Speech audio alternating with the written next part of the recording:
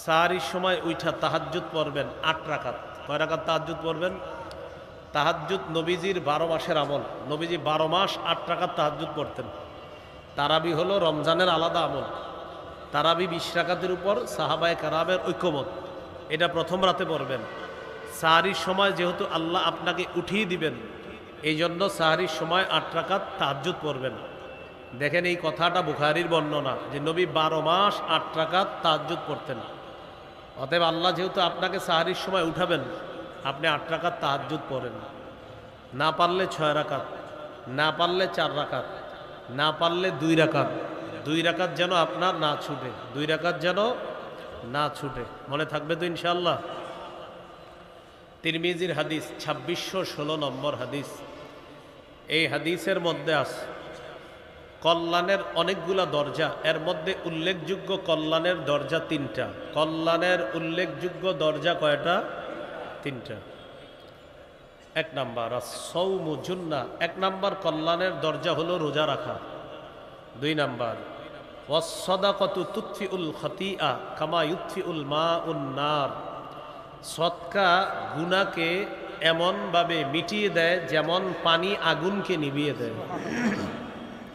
সদকা গুনাহকে এমনভাবে মিটিয়ে দেয় যেমন পানি আগুনকে নিভিয়ে দেয়। তাহলে এটা হলো ২ নম্বর কল্যাণের দরজা। কল্যাণের ৩ নম্বর দরজা ওয়া সালাতুর রাজুলি মিন জাওফিল লাইল, রাতের বেলা তাহাজ্জুদ পড়া। আল্লাহ আমাদের সকলকে কল্যাণের এই ৩টা দরজা অবলম্বন করার তৌফিক দান করেন। বলেন তো কল্যাণের উল্লেখযোগ্য অন্যতম দরজা কয়টা? ১ রোজা, ২ নাম্বার সদকা, ৩ নাম্বার তাহাজ্জুদ। ১ নাম্বার রোজা, ২ নাম্বার সদকা, ৩ নাম্বার তাহাজ্জুদ। মনে থাকবেন ইনশাআল্লাহ? তাহলে রমজানের ৫ নাম্বার কাজ, সাহারির সময় উঠে ৮ রাকাত তাহাজ্জুদ নামাজ পড়ব। ৮ রাকাত না পারলে ৬ রাকাত, ৬ রাকাত না পারলে ৪ রাকাত, ৪ রাকাত না পারলে অন্তত ২ রাকাত। ২ রাকাত যেন ছুটে না যায়। আল্লাহ তৌফিক দান করেন। এইগুলো ৫ নাম্বার আমল। ৬ নাম্বার করণীয়, সাহারি খাবেন।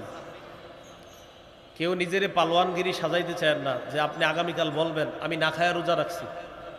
এরকম দরকার নেই, আপনি খাইয়েই রোজা রাখেন। আমাদের নবী সাহারি খেয়ে রোজা রাখতেন, অতএব আপনিও খায়া রাখেন। সহিহ বুখারীর বর্ণনা ১৯২১ নম্বর হাদিস। এই হাদিসের বর্ণনাকারী যায়েদ ইবনে সাবিত রাদিয়াল্লাহু তাআলা তিনি বলেন, তাসাহহারনা মা রাসূলিল্লাহি সাল্লাল্লাহু আলাইহি ওয়াসাল্লাম, আমরা রাসূলুল্লাহ সাল্লাল্লাহু আলাইহি সাল্লামের সাথে সাহরি খেয়েছি। আমরা রাসূলুল্লাহ সাল্লাল্লাহু আলাইহি সাল্লামের সাথে সাহরি খেয়েছি। সহিহ বুখারীর ১৯২৩ নম্বর হাদিস, ১৯২৩। এই হাদিসের মধ্যে আছে قال رسول الله صلى الله عليه وسلم تسحروا فإن في السحور بركة।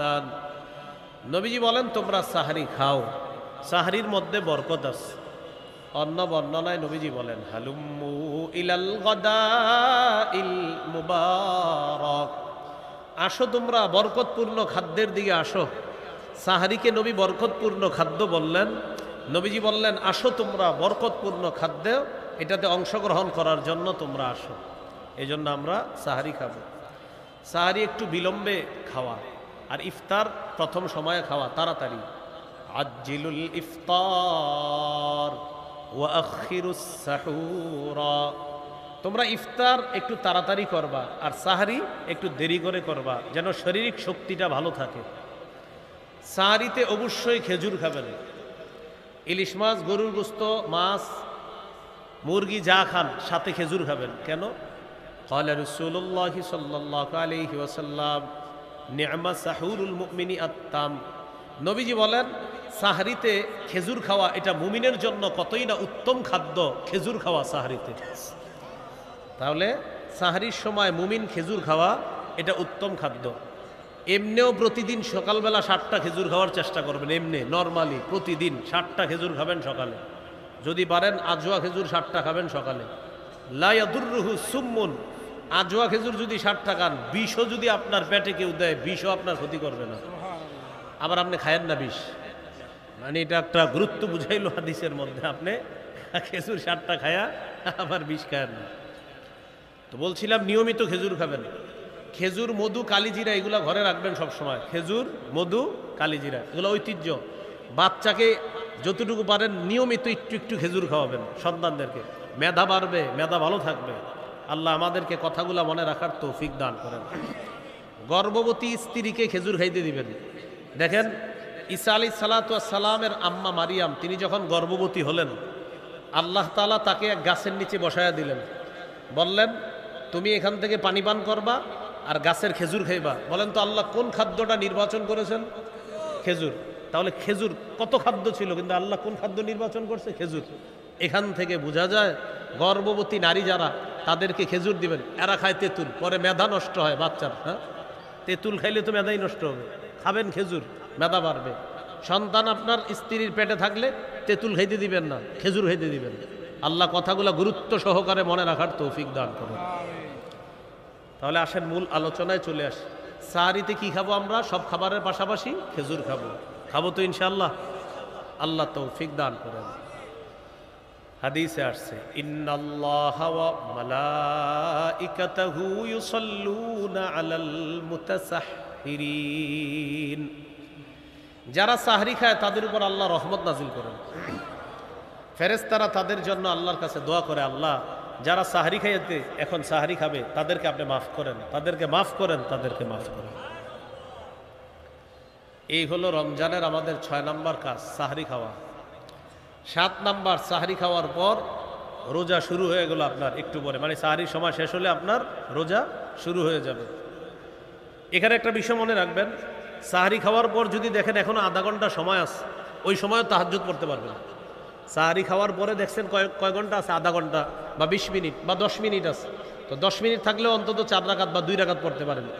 20 মিনিট থাকলে আশা করি ইনশাল্লাহ আপনি 4-6 রাকাত পড়তে পারবেন। আর 30 মিনিট থাকলে আশা করি 8 রাকাত পড়তে পারবেন। আর যদি আরও একটু বেশি সময় চান, আপনি আলাম তারা থেকে যদি নাস পর্যন্ত সূরাগুলা এগুলা দিয়ে পড়লে আপনার ওই 30 মিনিটে মোটামুটি 4 রাকাত, 6 রাকাত, 8 রাকাত পড়া যাবে ইনশাআল্লাহ। আর যদি মনে করেন না আমি নামাজ একটু লম্বা করব, ইয়াসিন পড়ব, মুলক পড়ব, তাহলে 2 রাকাত 4 রাকাত আপনি পড়তে পারেন। তাহলে কি শিখলাম? তাহাজ্জুদের সম্পর্ক সাহারি খাওয়ার সাথে না, সময়ের সাথে। সময় যতক্ষণ আছে তাহাজ্জুদ পড়া যাবে, কারণ আপনি আগেও খাইতে পারেন, পরেও খাইতে পারেন, সেটা আপনার ইচ্ছা।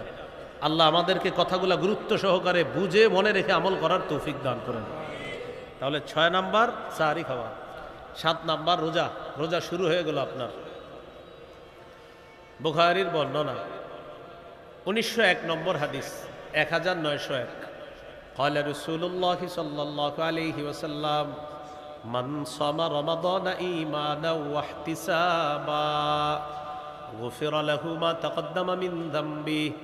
কোনো ব্যক্তি যদি ঈমানের সাথে সওয়াবের আশায় একটি রোজা রাখলো, মনে করেন ঈমানের সাথে সওয়াবের আশায় রোজা রাখলো দিনের বেলা, তার আগের গুনাহগুলো মাফ করে দেওয়া হয়। তিরমিজির 614 নম্বর হাদিস। قال رسول الله صلى الله عليه وسلم الصوم جنة حصينة। রোজা হলো জাহান্নাম থেকে বাঁচার জন্য মজবুত ঢাল। মজবুত ঢাল, জাহান্নাম থেকে বাঁচার জন্য মজবুত ঢাল হলো রোজা। মনে থাকবেন ইনশাআল্লাহ। ভাই আপনাদেরকে একটা কথা বলি, তিরমিজির 723 নম্বর হাদিসে আসছে, কেউ যদি ইচ্ছাকৃতভাবে একটা রোজা ভেঙে ফেলে, ইচ্ছাকৃতভাবে একটা রোজা রাখলো না, সে যদি সারা জীবনও রোজা রাখে ওই একটার মতো হবে না। যদিও কাফফারা 60টা রোজা, কিন্তু আপনি রাখলেন 60টা মনে করেন, কিন্তু নবীজি বলেন এটা তো একটা নিয়ম, এটা নিয়ম করা হলো যে একটা কাফফারা, যে মোটামুটি তোমার একটা পানিশমেন্ট, এটা কাফফারা, পানিশমেন্ট মানে এটা একটা তোমার কাফফারা হয়ে গেল।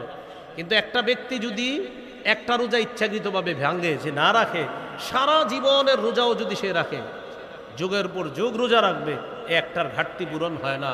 যদিও 60টা কাফফারা আছে, কিন্তু কি একটার ঘাটতি পূরণ হওয়া সম্ভব না।